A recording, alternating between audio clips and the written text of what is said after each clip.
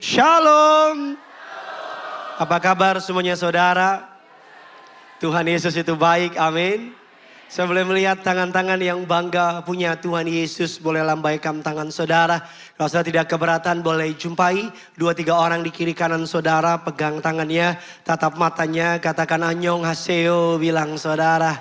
Annyeong Haseyo, selamat datang di gereja kerinduanku saudara. Di minggu kelima di bulan Mei ini kita akan membahas dari sebuah tema besar dari ciptaan yang baru, the new creation of Christ, atau ciptaan yang baru di dalam Kristus. Bisa ditampilkan selama 5 minggu saudara diajar mengenai berbagai macam pemahaman tentang kebenaran firman Allah, dan sampai di minggu kelima yaitu stewardship, money and trust, uang dan kepercayaan. Saya disclaimer dulu, saya mengkhotbahkan ini dengan hati nurani yang bersih, dengan hati nurani yang murni, karena khotbah tentang uang biasanya khotbah yang banyak dihindari di mimbar-mimbar gereja, karena sebagai pendeta kita takut dikirain yang pertama minta duit dari jemaat.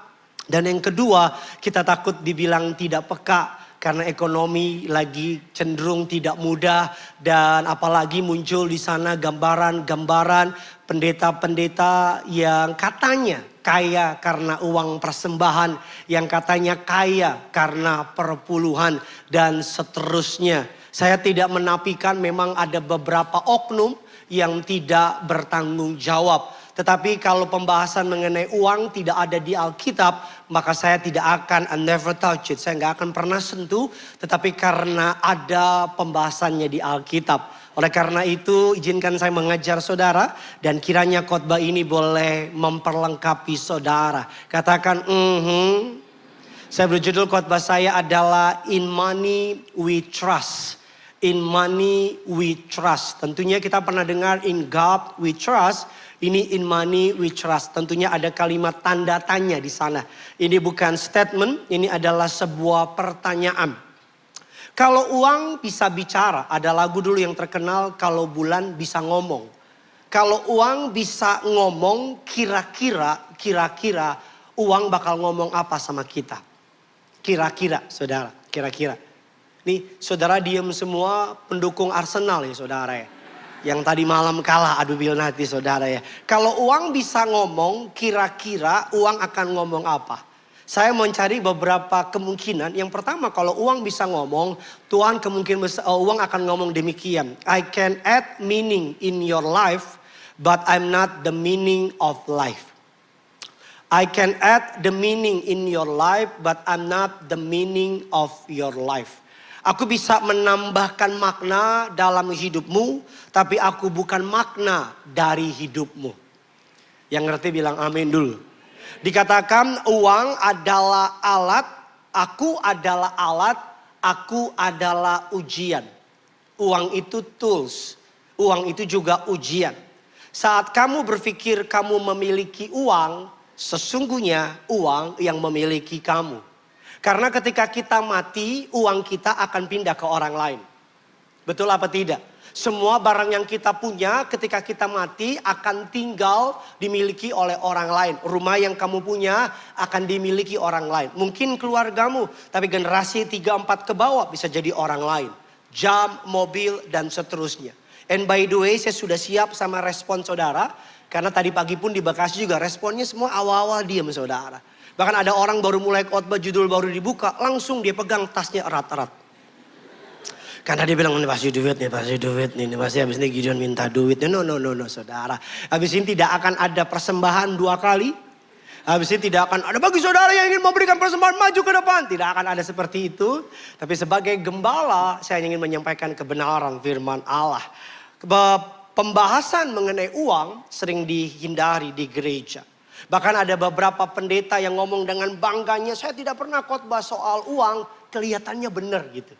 Padahal Alkitab mengajar, kalau saudara mempelajari, Rasul Paulus membahas tentang kasih dalam 1 Korintus 13, itu 1 Korintus 13 sebanyak 13 ayat. Tetapi Rasul Paulus membahas mengenai uang dalam 1 Korintus 8 dan ke-9 sebanyak 39 ayat. Saya ulang lagi. Rasul Paulus membahas mengenai kasih dalam 1 Korintus 13 itu sebanyak 13 ayat. Tetapi Rasul Paulus membahas mengenai uang dalam 1 Korintus 8 dan ke-9 sebanyak 39 ayat. Bukan berarti uang lebih penting daripada kasih, no. Tapi Rasul Paulus ingin bilang demikian, bahwa uang Bapak Ibu ditentukan dari kasihmu. Oke, tidak ada yang amin, gak apa-apa, saya sabar saudara. Uang ditentukan dari caramu mengasihi.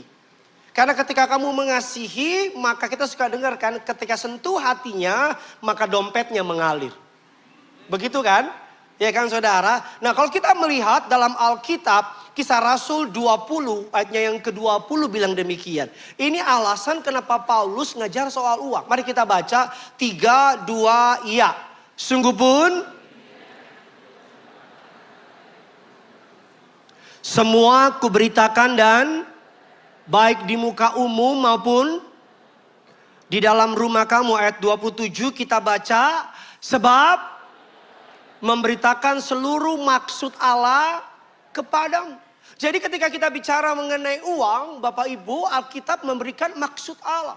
Allah ingin mengajar kita bagaimana kita mengelola berkat yang Tuhan beri. Katakan amin. Saudara ingat, berkat kalau tidak dikelola bisa mendatangkan bencana. Alkitab katakan datanglah hujan, maka dikatakan turunlah hujan, maka banjir itu datang. Dalam Alkitab hujan bicara mengenai berkat.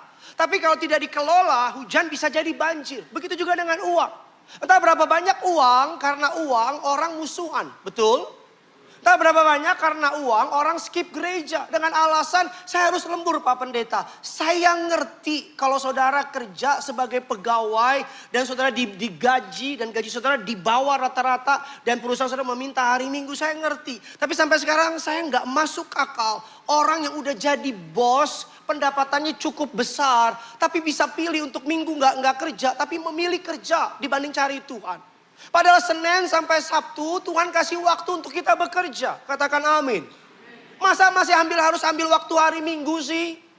Masa masih kurang sih? Makanya Bapak Ibu ada 2000 ayat di Alkitab tentang uang. Matius 6 ayat yang ke-24. Saya rasanya mau ganti judul khotbah saudara. Matius 6 ayat yang ke-24. Yuk kita baca. 3. Kalau jadi gembala repotnya gitu saudara. Jadi gembala gak bisa pilih-pilih bahan. Karena apa yang perlu diajar harus diajarkan. 3, 2, iya.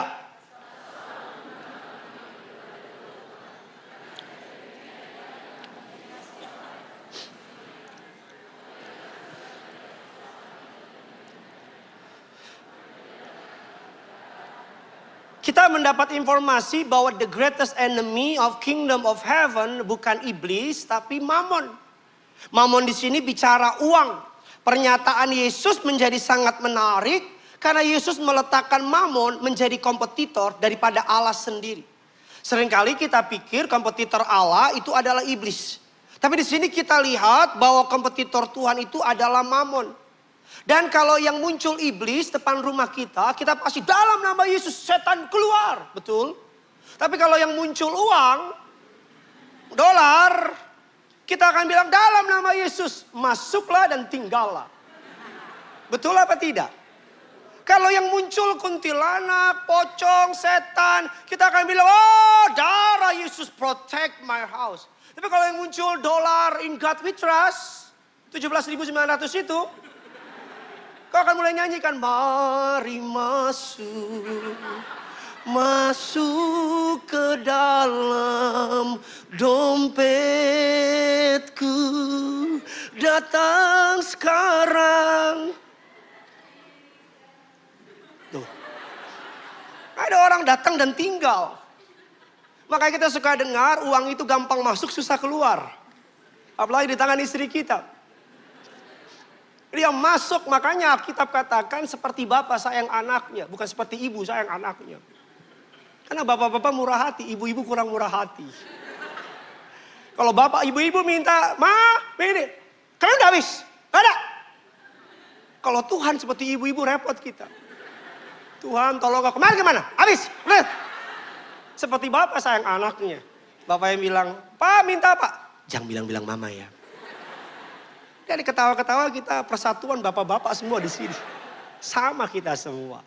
Bapak Ibu jemaat yang dikasihi, banyak anak muda selesai sekolah kalau ditanya, habis sekolah cari apa? Cari uang dong Pak. Jarang saya dengar cari Tuhan. Bahkan banyak ibu-ibu ngajarin anak gini, kamu kalau cari cowok, cari yang kaya. Saya bingung itu untuk kepentingan ibunya atau kepentingan anaknya. Bahkan ada ibu, kamu kalau cari cowok, cari yang kaya. Kalau bisa orang tuanya udah mau mati. Yang udah tinggal 2 minggu lagi lah. Jadi ketika kamu orang tuanya mati, kamu yang warisin. Jarang saya dengar orang tua bilang, cari yang takut akan Tuhan. Kalau bisa yang kaya. Mari kita mulai dengan sebuah kebenaran firman Allah. Bapak Ibu jemaat, don't choose a man because he has the things that money can buy. Choose him because he has the thing money can buy. Mama saya pernah ngomong gini sama saya. Kalau kamu masih bisa dibeli sama uang Gideon, kamu masih murahan. It hits me hard. Kalau kamu masih bisa dibeli sama uang, kamu masih murahan Gideon. Sebagai pendeta, izinkan saya ngomong saudara sama saudara apa adanya. Apalagi pendeta kekinian, pendeta zaman sekarang. Kadang-kadang dalam kependetaan kami melayani Tuhan, kami melayani di gereja-gereja, di persekutuan doa. Kalau kami nggak jaga hati kami baik-baik, kami tahu kok mana persekutuan yang isinya mari masuk. Sama mana persekutuan yang isinya datang tadi antar, pulang gak diundang. Kami tahu kok, kami ngerti. Tapi kami belajar untuk menyampaikan firman bukan berdasarkan persembahan kasihnya. Bilang amin dulu. Karena kalau pengen kaya, gak jadi pendeta, jadi pengusaha lebih terhormat. Yang lebih baik pengusaha hati pendeta. Daripada pendeta hati pengusaha. Yang setuju boleh bilang amin dan berikan tepuk tangan dulu yang dahsyat bagi Tuhan kita. Mari kita mulai sebuah pemahaman. Uang itu penting. Tapi bukan segalanya. Nggak ada yang mau bilang amin? Uang itu apa? Penting. Ini sewa gedung pakai apa? Kita nggak bilang God bless you. Dan kata ownernya God bless you too, get out. Tadi kemari Bapak Ibu lewat tol, itu pintu tolnya pakai uang. Saya nggak bilang in the name of Jesus, open the gate. Itu gate-nya nggak kenal Jesus. Uang itu penting, sama-sama bilang sama saya uang itu penting. Tapi bukan.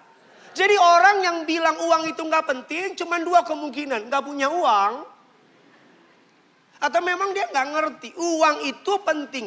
Dan saya pelajari, ada sikap orang lucu, sikap yang lucu di antara orang percaya.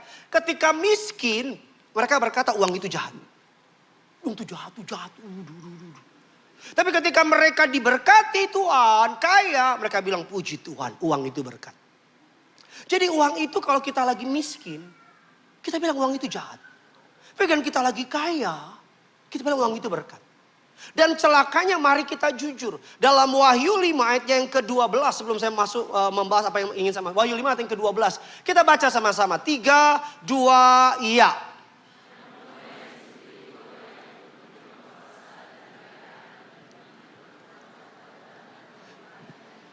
Ayat ini ditulis Bapak Ibu ketika mereka sedang berada di tata suci Allah. Di kitab Wahyu.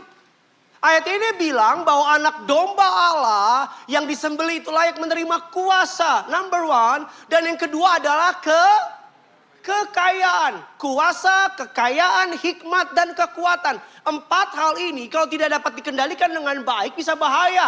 Kuasa, kalau tidak dapat kita kendalikan dengan baik bisa bahaya. Betul tidak? Kekayaan, demikian juga hikmat, betul tidak?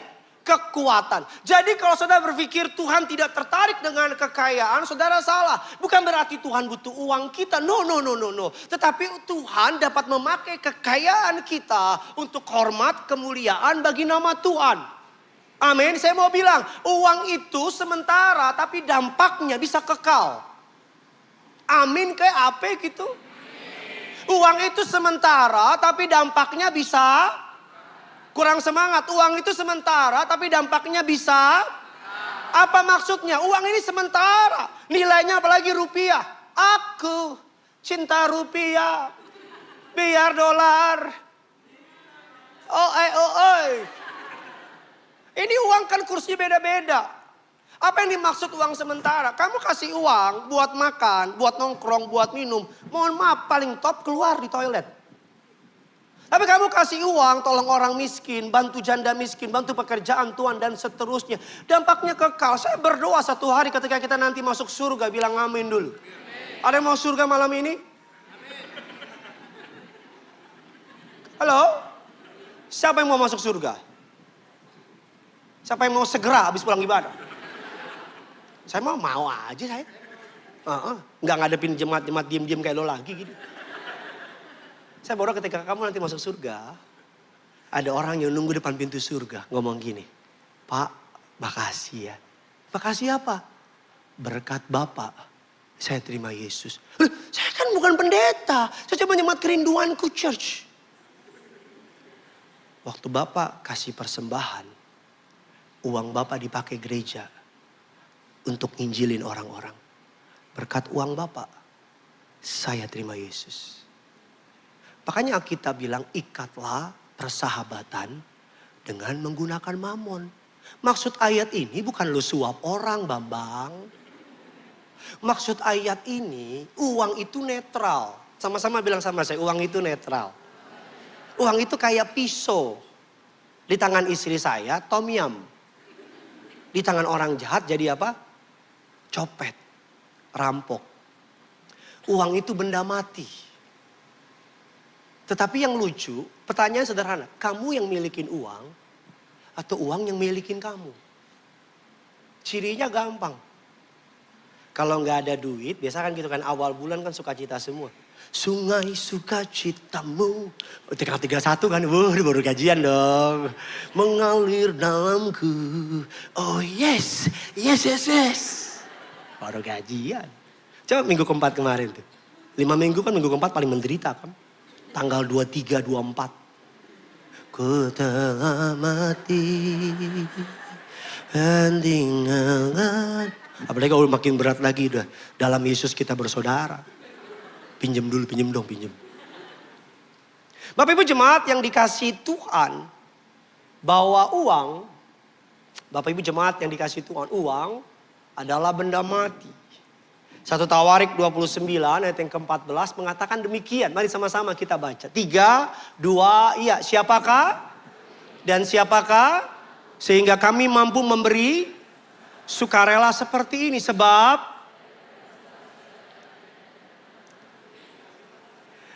dari ayat ini Daud sedang mengingatkan kita. Ngingetin apa? Bahwa memberi persembahan itu kehormatan.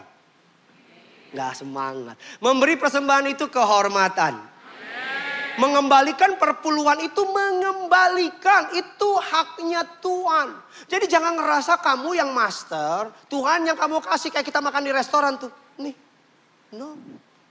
Karena ada persembahan yang tidak diterima oleh Allah.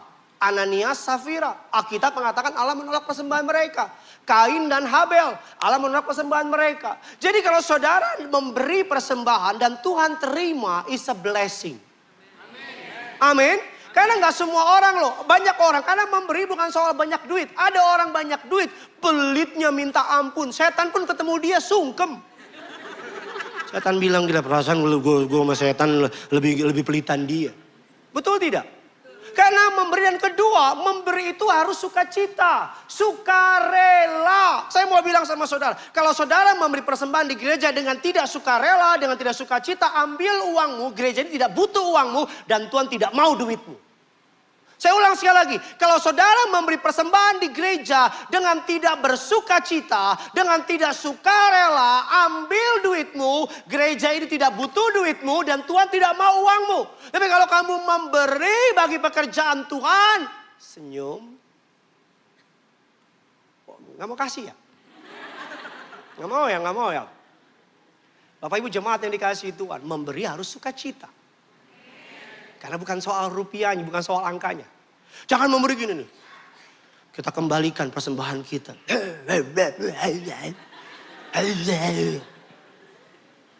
Gak ada berkat. Kutuk iya.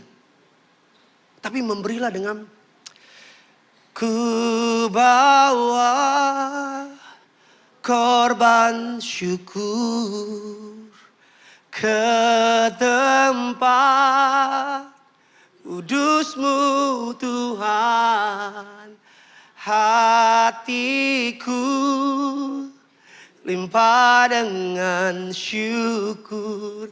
Sebab Tuhan baik. Kasih begitu. Jadi kalau saudara tidak rela, simpan uang. Karena Tuhan tidak menerima persembahan dengan bersungut-sungut. Gak usah tua, saudara, kalau anakmu kasih, nih buat papa, nih buat papa. Apa otak kita? Gue makan lu. Betul tidak? Daud berkata demikian, siapalah kami? Siapalah kami? Sehingga kami mampu memberikan persembahan sukarela. Daud bilang sebab daripadamulah segala-galanya. Dan tanganmulah sendiri persembahan yang kami berikan kepadamu. Lawanlah Tuhan dalam hal memberi. Maka engkau gak akan pernah menang. Amin. Mari kita masuk dalam inti kebenaran. Saudara siap diberkati? Kita berikan tepuk tangan dulu yang dahsyat bagi Tuhan kita. Ada 5 yang ingin saya bagikan sama saudara mengenai in money we trust. Yang pertama, from blessing to idol. Ketika hadiah menjadi Tuhan. Money is a gift. Sama-sama bilang sama saya, money is a gift. Jadi jangan sampai gift become God. Jangan sampai kita terlalu mengasihi ciptaannya sampai melupakan sang pencipta. Jangan sampai kita terlalu mengasihi berkatnya sampai kita melupakan sumber berkatnya. Sama-sama bilang sama saya, uang adalah hadiah. Jadi jangan sampai kita geser dari hadiah jadi Tuhan. Ingat ketika kisah orang muda yang kaya, ingat? Dia datang sama Yesus, dia bertanya, guru yang baik, apa yang harus aku perbuat? Dan Yesus bilang tidak ada yang baik selain Allah itu sendiri. Dari ayat ini ada kebenaran teologi bahwa Yesus sedang menyampaikan bahwa dia adalah Tuhan. Secara terbalik. Dan Yesus bilang kalau kamu ingin sempurna, jualah hartamu dan ikutlah aku. Tetapi Alkitab katakan orang muda kaya itu pergi dengan sedih karena hartanya banyak. Karena orang muda itu adalah raja atas hartanya. Dia tidak mau menyerahkan kerajaannya kepada Allah. Saya bayangin ini berandai-andai. Kalau orang muda itu menyerahkan hartanya dan ikut Yesus. Mungkin ada salah satu kitab menyebut nama dia. Betul tidak? Mungkin dia menulis, mungkin dia menjadi salah satu dari the 12 disciple. Mungkin kalau dia menyerahkan hartanya, mungkin Yudas gak jadi ikut, dia yang ikut. Ini mungkin aja mungkin. Mungkin murid Yesus 13. Betul tidak? Jadi kan kalau dia jual hartanya, dia ikut Yesus. Berapa banyak orang karena harta jadinya pinjol. Berapa banyak orang pengen terkenal, pengen keren, jadinya nipu. Berapa banyak orang pengen, mari kita jujur. Uang membuat beberapa orang mendapat perilaku berbeda. Karena uanglah orang diperlakukan berbeda. Lebih terhormat, lebih dihargai, lebih dikasih privilege. Kemarin saya sama keluarga berlibur. Di sebuah hotel ada pintu lift dibuka. 2 orang nungguin pintu lift. Anak saya tanya, papa itu ngapain? Dia tanya, ngapain? Dia bilang, this is for VVIP. Terus anak saya tanya, apa itu? What is VVIP, Dad? VVIP is very, very important person. Oh, Dad, are you important person? Of course, saya bilang. In my church.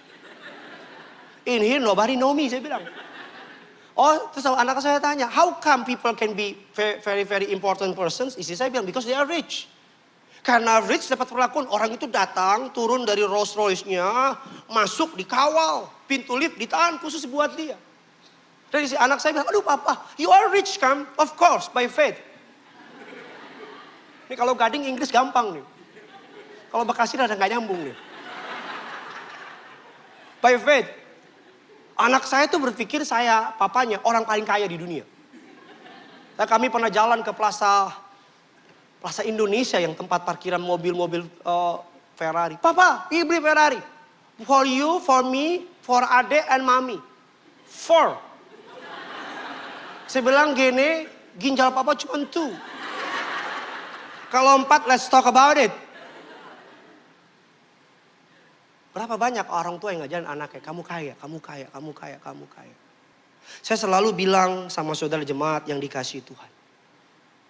Bahwa pemakaian Tuhan sama kita tidak tergantung sama kekayaan kita. Saya ulang sekali lagi. Tuhan tidak memakai seseorang berdasarkan kekayaan orang itu.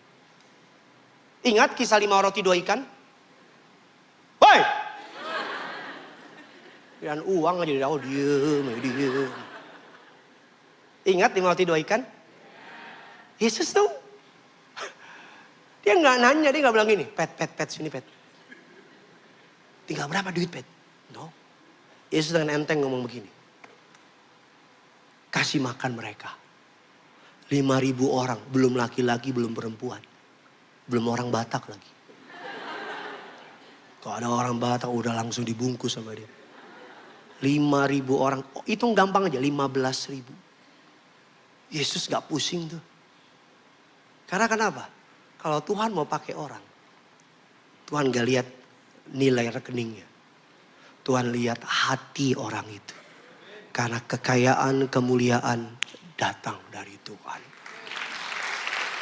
Tepuk tangannya bisa lebih dahsyat dari ini, saudara. Yang kedua, Bapak Ibu, apa yang bisa kita pelajari? Yang kedua mengenai uang, bahwa wealthy on the outside, bankrupt on the inside. Apa maksudnya? Mari kita baca Amsal 21, ayatnya yang ke-9. Yuk kita baca, 3, 2, iya.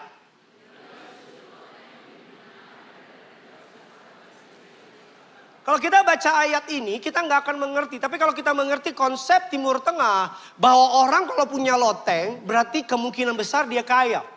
Dia kaya. Dia punya duit. Tetapi ayat ini bilang demikian, tinggal di sudut loteng lebih menyenangkan daripada tinggal serumah dengan istri yang suka bertengkar. Apa maksudnya? Maksudnya sederhana, tidak ada hubungan yang pasti antara punya uang banyak sama hidup bahagia. Memang gak ada yang bilang amin. Tidak ada hubungan yang pasti antara punya uang banyak dengan hidup bahagia. Karena berapa banyak artis-artis, aktor-aktor, milioner-milioner, orang-orang kaya yang bunuh diri. Betul, uang bisa mempermudah hidup kita. Setuju bilang amin. Betul, uang itu penting. Saya udah bilang di awal khotbah saya kan, uang itu apa?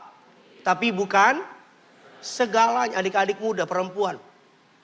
Jangan jual badanmu karena uang. Saya saksi mata di Manado. Saya lagi nunggu. Waktu itu iPhone berapa? 15 apa 12? Ada anak-anak muda, perempuan cantik. Deketin om. Om beli dong om, beli dong om. Beli iPhone. Cuma buat iPhone terbaru. Berapa banyak anak-anak muda pengen ambil shortcut. Jadi simpanan orang-orang, ani.com. Untuk apa? Dapat kemudahan. Sekarang bukan hanya ani-ani, juga ada laki-laki dipelihara sama tante-tante. Berapa banyak orang nabrak aturan hukum. Berapa banyak orang menipu sana sini dan seterusnya. Karena apa? Uang. Bapak Ibu jemaat yang dikasihi Tuhan, big truth, money is temporary tool, not the ultimate goal. Uang adalah alat sementara, bukan goal sejati. Katakan amin. Ada 4 kebenaran uang akan dusta-dusta yang ditawarkan uang. Yang pertama, uang akan membuat uang akan memuaskanmu. Enggak. Berapa banyak orang yang karena punya uang justru jatuh sama narkoba. Jatuh sama yang namanya minuman-minuman keras. Betul tidak? Yang kedua, uang berarti kamu bahagia. No. Kamu berharga. No. Yang ketiga, uang akan membuat kamu aman. Betul, kamu punya security. Tapi mari kita jujur. Berapa banyak orang yang karena kaya justru malah stres. Betul tidak? Saya punya tetangga punya mobil baru. Mobilnya yang ketiga. 2 mobilnya di garasi. Mobil ketiga di luar garasi. Tiap malam dia keluar. Masuk lagi. Betul tidak? Makanya saya mau bilang sama saudara, kalau hari ini kita mengerti kebenaran. Yang keempat, uang akan menyelamatkan kamu. No. Uang tidak menyelamatkan kamu. Yang menyelamatkan kamu adalah Yesus. Katakan amin. Yang ketiga, Bapak Ibu, uang adalah ujian. Uang adalah ujian. Sama-sama bilang sama saya, uang adalah ujian. Siapa di sini yang pernah kenal orang, ketika miskin orang itu baiknya minta ampun. Ketika udah kaya, berubah. Gak pernah bergaul ya. Bapak Ibu jemaat yang dikasihi Tuhan, uang punya kemampuan untuk menyingkap apa yang ada dalam hati dan pikiran seseorang. Itulah sebabnya jangan heran kalau lihat orang ketika dia masih belum punya apa-apa, kelihatannya baik-baik aja. Betul? Kelihatannya cinta Tuhan. Betul? Tapi ketika dia punya, berhasil, punya banyak uang, langsung kelakuannya berbeda. No, bukan berbeda. Selama ini dia jadi baik karena dia miskin aja. Jadi selama ini dia jahat itu karena nggak punya. Tapi kalau udah punya, ada hal yang paling berbahaya dalam hidup ini. Dendam sama kemiskinan, dendam sama jabatan. Apa maksudnya? Kecilnya miskin, tiba-tiba dia punya jabatan. Jadi kaya. Norak deh. Pernah lihat orang kaya norak? Coba nengok kiri kanan. Bilang, lu jangan norak lu bilang. Saya berdoa jemaat kerinduanku kau diberkati Tuhan. Amin. Jadi kecilnya miskin. Kecilnya apa-apa susah. Gak bisa beli. Susah. Dihina orang. Direndahin orang. Dilecehkan. Pokoknya susahnya benar-benar diperlakukan gak adil. Dia diangkat Tuhan tuh. Diangkat Tuhan. Jadi pejabat. Bukankah itu potret pemerintahan kita selama beberapa puluh tahun belakangan? Tadinya dari toko pergerakan. Ini saya gak kemana-mana, tenang, aman. Dari toko pergerakan, dari naik bus ke naik bus, bergerak ke masyarakat. Oh udah, tiba-tiba dia diangkat, berhasil jadi anggota dewan. Atau jadi orang besar, naik. Kaget tuh, biasanya makannya kopi kapal api. Minumnya, makannya di warteg, sekarang udah mulai hotel bintang 5. Dapat sanjungan, Pak, bos. Dapat spotlight, dapat power. Sayangnya gak punya iman. Lupa diri. Mulai terima dari belakang. Mulai belanja. Kan pernah lihat orang yang pakai merek dari ujung rambut sampai ujung kaki. Bottega.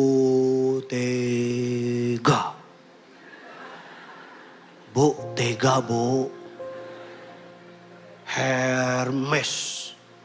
Yang parfumnya 5 kilometer tuh gak bohong.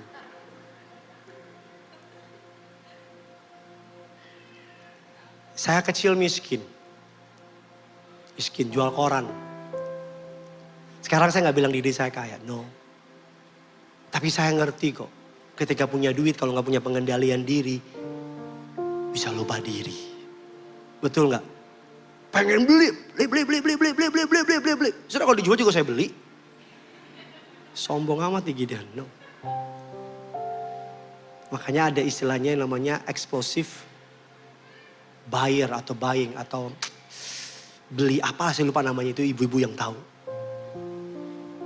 Bapak Ibu jemaat yang dikasihi Tuhan, uang adalah ujian. Sama-sama bilang sama saya, uang adalah ujian. Saya mau tanya, orang yang banyak duit sama orang yang duitnya dikit, kira-kira pengadilan Allah sama apa beda? Diadilinya sama? Beda dong. Kalau ngomong berat nih, dikasih duit banyak, dikasih posisi banyak, dikasih pegawai banyak, dikasih hidup 70 tahun. Sama yang satu nih, konglomerarat. Tuhan akan tanya sama yang kaya. Aku kasih kamu uang 10 triliun.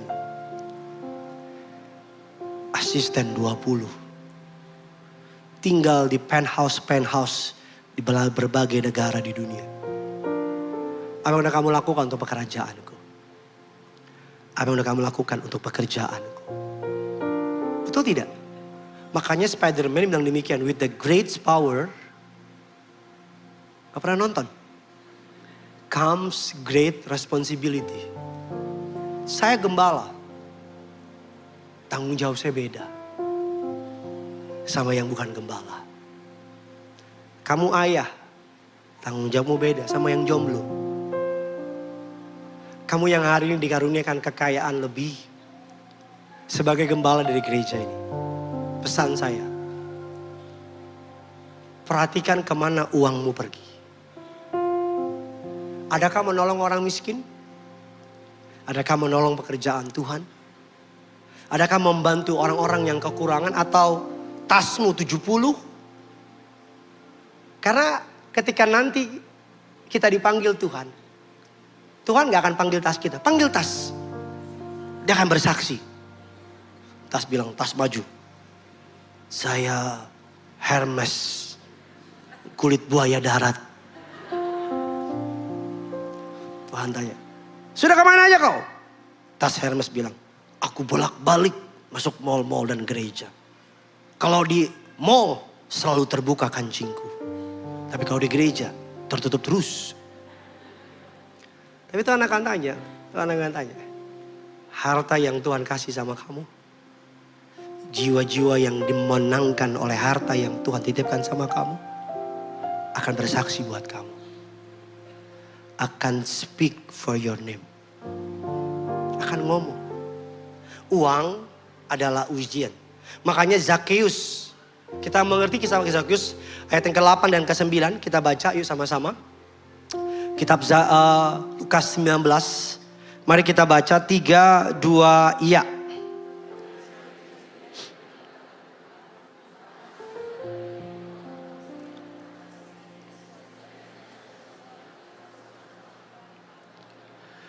Ayat yang ke-9 kata Yesus kepadanya, secara hukum Torah, orang kalau bersalah hanya mengembalikan 3 kali lipat. Tapi Zakheus beyond 4 kali lipat. Mari kita hitung-hitungan. Kalau uang Zakheus 100 juta, dia mengembalikan setengah, berarti sisa berapa? 50. Kalau ada orang pernah diambil uangnya sama dia 10 juta, ganti 40 kali lipat, 4 lipat, jadi berapa? Sisa berapa? 10. Itu yang saya bilang. From money oriented, jadi God oriented. Katakan amin.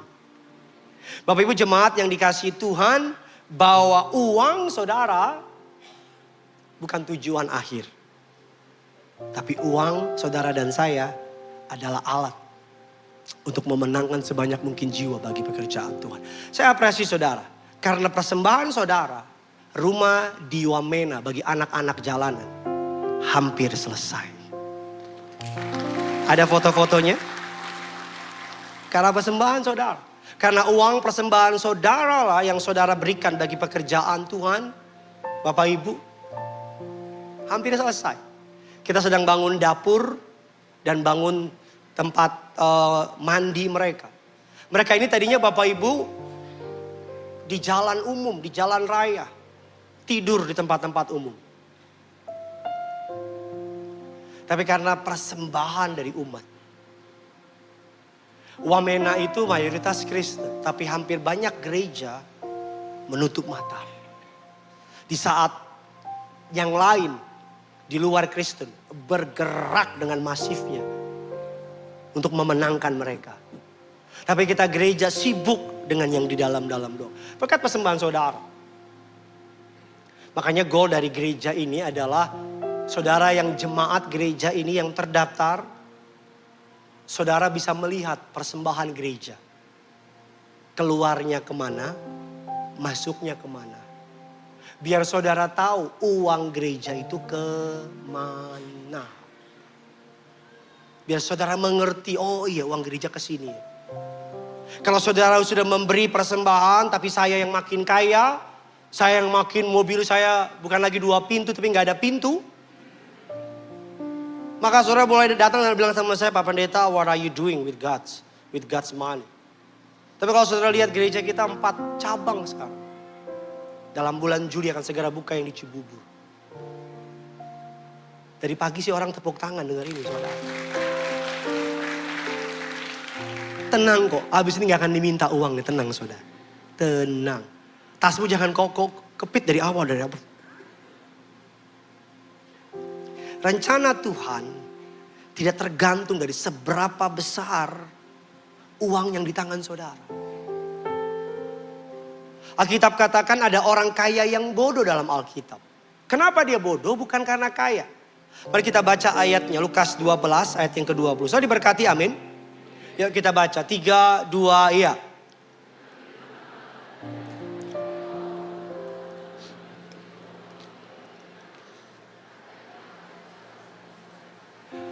Mari kita baca ayat selanjutnya saudara. Kita baca lagi.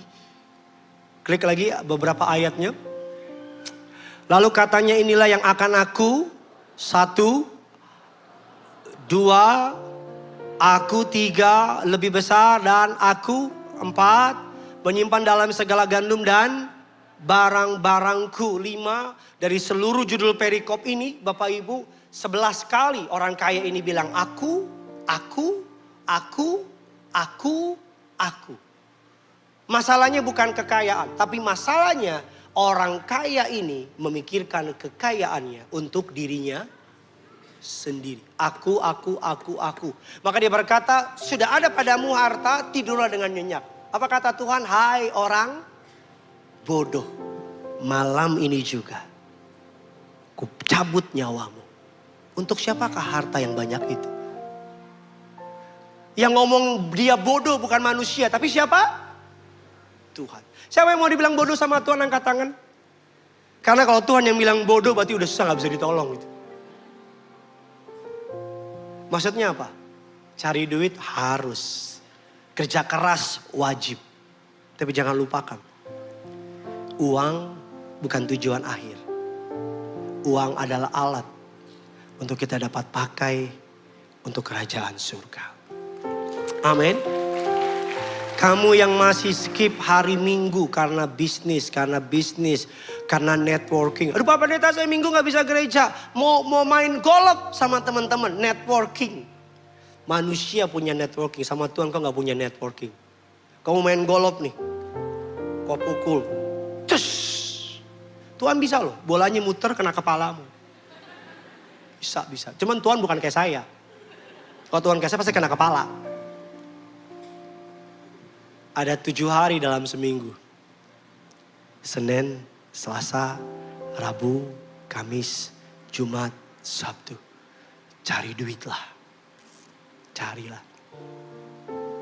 Tapi hari Minggu, hari Sabat.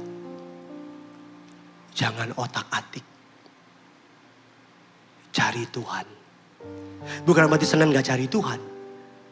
Saya ngerti kalau kamu pegawai yang harus jaga toko. Minggu harus masuk. Saya ngerti. Saya berdoa, Tuhan kasih kamu kerjaan yang Minggu bisa libur. Yang ikut saya namanya Dr. Zion. Yang megang slide, boleh bangkitin Dr. Zion? Ini Pastor Zion Sahertian. Dia seorang pendeta sekaligus juga seorang dokter kecantikan. Dia cuma libur hari Minggu. Kalau masuk jaga kliniknya hari Minggu, lemburan lebih banyak. Tapi dia milih hari Minggu untuk melayani. Ke gereja. Cari Tuhan. Amin. Bilang kiri kanan saudara, minggu depan jangan hilang loh. Yang kelima, yang terakhir. Ada 2 jenis kekayaan, 1 pilihan. Yang pertama kekayaan material, finansial, sementara. Bisa habis, bisa hilang. Yang kedua kekayaan spiritual. Kekal, tidak bisa dirampas. Hartamu bisa dicuri, rumahmu bisa kemalingan dan sebagainya. Bursa saham, IHSG, bisa kemerah, kebakaran. Tapi harta di surga. Alkitab katakan dalam kitab Ibrani 11, 24-25. Karena iman maka Musa setelah dewasa menolak anak putri Firaun karena ia lebih suka daripada sementara menikmati kesenangan dari ia menganggap penghinaan karena Kristus daripada semua harta Mesir sebab pandangannya ia arahkan kepada siapa? Kepada upah. Saya mau tanya, pangeran Mesir kaya atau kaya banget? Tapi Musa tinggalin kekayaan pangeran Mesir menjadi bagian dari budak Israel. Betul tidak? Karena Musa tahu. Saya pesan ya. Jangan jual Yesus. Kok gak ada yang amin? Saya pesan ya. Jangan jual Yesus. Demi apapun juga. Amin. Anak-anak muda. Jangan karena cowok. Jangan karena cewek. Jangan karena bisnis. Jangan karena karir. Kau jual Yesus. sekali Yesus, selama-lamanya tetap Yesus. No choice. Harta sesungguhnya, saya tutup dengan ini, harta sesungguhnya, harta rohani, keselamatan. Siapa yang yakin sudah diselamatkan? Bisa angkat tangan. Yang kedua, harta jiwani, peace of mind, shalom, damai sejahtera. Jiwa yang mengampuni, tidak iri hati, hati yang dipulihkan, itu mahal. Yang ketiga, harta tubuh, kesehatan. Sehat itu mahal tidak? Mahal, saya lagi batuk flu nih. Mahal. Seperti tadi pas khotbah tuh rada-rada berbayang. Soalnya tiba-tiba ada 5.000 gitu. Sehat itu mahal. Jangan sampai sakit dulu baru sadar sehat itu mahal. Yang keempat, harta hubungan. Nama baik, sahabat. Jangan karena uang. Sahabat musuhan. Yang kelima, harta keluarga. Pasangan, anak yang takut akan Tuhan. Itu harta yang mahal. Betul tidak? Pak, kalau anakmu takut Tuhan, kamu orang kaya. Memang kaya yang gitu orang gak ada yang mau memang. Saya berdoa. Tuhan memberkati jemaat kerinduanku. Limpah, limpah, dan limpah. Bisa juga berdoa. Saudara memakai kekayaan, uang yang Tuhan berikan kepada saudara. Untuk hormat kemuliaan nama Tuhan. Selamat hari Minggu. Tuhan Yesus memberkati saudara.